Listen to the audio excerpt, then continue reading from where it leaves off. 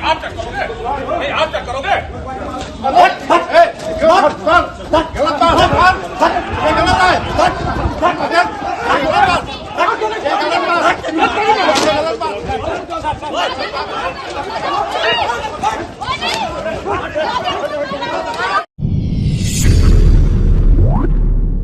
बिहार में 75 साल में चपरासी से लेके मुख्य सचिव तक सारे लोगों की सूची बनाइएगा तो आपको पता चलेगा करीब करीब 23 लाख लोग सरकारी नौकरी करते हैं। प्रतिशत के टर्म में ये हुआ 1.97%। 2% से कम लोग ही बिहार में सरकारी नौकरी करते हैं। 98% लोग जो सरकारी नौकरी करता ही नहीं है तो तुम्हारी सरकारी नौकरी देने से फायदा क्या है। मान लीजिए एक बार को दावा इनका कि 10 लाख नौकरी दे देंगे तो 23 लाख बढ़ के 33 लाख हो जाएगा।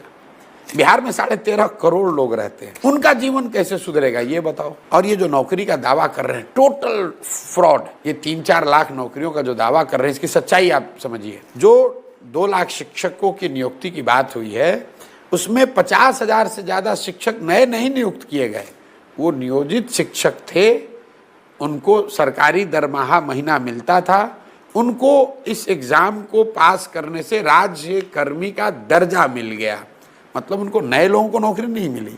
जो नौकरी में पहले थे उनका सर्विस कंडीशन बदल गया।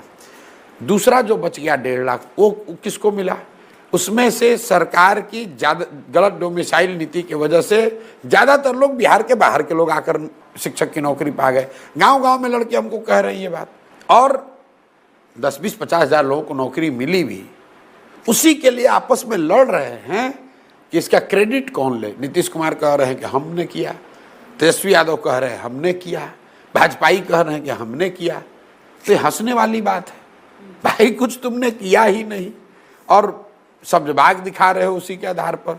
और अगर जो सब्जबाग दिखा रहे हो अगर सही हो भी जाए उससे बिहार का भला नहीं होगा।